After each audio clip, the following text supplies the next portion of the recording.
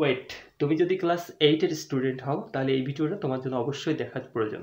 কারণ এই ভিডিওতে তুমি তোমার ইংরেজিতে সাজেশন, বিশেষ করে সিন প্যাসেজ এবং আনসিন প্যাসেজের কোনগুলো পড়তে হবে এবং কোনগুলো মোস্ট ইম্পর্টেন্ট তুমি সেটা জানতে পারবা। আর বিশেষ করে এই সিন এবং আনসিন প্যাসেজগুলোর থেকে আমি বলতে পারি যে তুমি আসলে অঘটন না ঘটলে তুমি 100% কমন পাবা। কেমন? এই যে 9টা প্যাসেজ, এই 9টা প্যাসেজ বলার আমার তেমন কোনো কারণই নাই, সবাই এই প্যাসেজগুলোর সঙ্গে পরিচিত।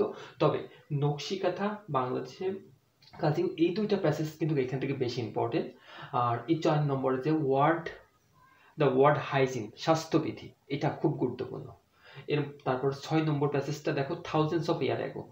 তারপর হচ্ছে রিভার জিপসিতে 2টা প্যাসেজ আছে, ওয়ান্স আপন এ টাইম, এই মানে গুগু কাক এবং তোমার হচ্ছে পেঁচা, এটা নিয়ে একটা কাহিনী আছে। এই 9টা গল্পটাই হচ্ছে, এই 9টা গল্প যদি তুমি কমপ্লিট করতে পারো আমি বলবো যে তোমার খুব ভালো একটা প্রস্তুতি হবে। কেমন বিষয়টা?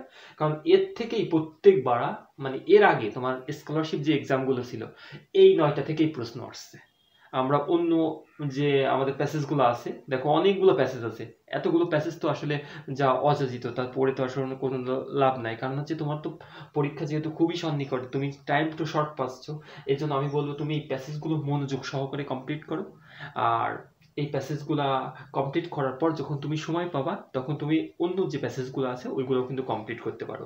দেখো এবার আনসিন প্যাসেজটা হচ্ছে সম্পূর্ণ হচ্ছে ওটা কি, এটা আসলে কাহিনী নির্ভর আসে। সাধারণত কোনো কবি সাহিত্যিকদের কথা আসে অথবা কোনো বিজ্ঞানীদের কথা আসে, তাদের জীবনী নিয়ে আসে, কারণ এখানে ইনফরমেশন ট্রান্সফার থাকে, ট্রু ফলস থাকে। কেমন?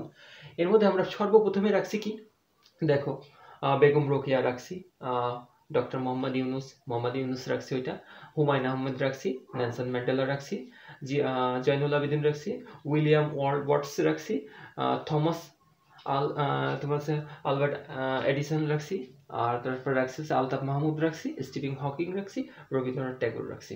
এই যে 10টা প্যাসেজ দেখতেছো, তোমাদের এই 10টা প্যাসেজটা হচ্ছে সবচেয়ে বেশি গুরুত্বপূর্ণ। কেমন? তোমার এই 10টা কমপ্লিট হওয়ার পরে তোমার যদি সময় থাকে হাতে, তাহলে তুমি বাকি প্যাসেজগুলো কমপ্লিট করবা, অথবা তুমি যদি এই 10টা প্যাসেজই পড়ে যাও, তাহলে আমি বলতে পারি তুমি কমন পাবা। কেমন বিষয়টা? কারণ টোটাল বই থেকে সামারিলাইজ করে বিগত বছরের প্রশ্নগুলো দেখার পর তোমার জন্য কিন্তু এটা তৈরি করা হয়েছে। সো আশা করি যদি কোনো অঘটন না ঘটে তাহলে অবশ্যই তোমার এর থেকে কমন পড়বে। কেমন?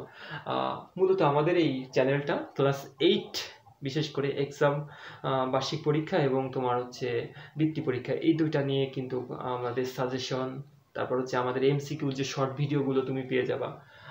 বিশেষ করে ক্লাস 8-এর কিন্তু একটা পূর্ণাঙ্গ একটা গাইডলাইন তুমি আমাদের এখানে পাবা। সো তুমি ক্লাস 8-এর স্টুডেন্ট হয়ে থাকলে অবশ্যই চ্যানেলটা কিন্তু নিজ প্রয়োজনে সাবস্ক্রাইব করে রাখবা। আর আমরা নেক্সটে ইংরাজির শর্ট কম্পোজিশন, প্যারাগ্রাফ এবং হচ্ছে তোমার শর্ট কম্পোজিশনটা প্যারাগ্রাফ একই কথাতে ব্যবহার করা হয়। আমরা নেক্সট ক্লাসে শর্ট কম্পোজিশন, স্টোরি, ডায়লগ এগুলো নিয়ে কিন্তু আলোচনা করব, এবং কোনগুলো তোমাদের জন্য গুরুত্বপূর্ণ এগুলো নিয়ে অবশ্যই তোমাদের আমরা একটা পূর্ণাঙ্গ সাজেশন দিব। সে পর্যন্ত তোমাদের সুস্বাস্থ্য কামনা করতেছি। আল্লাহ হাফেজ।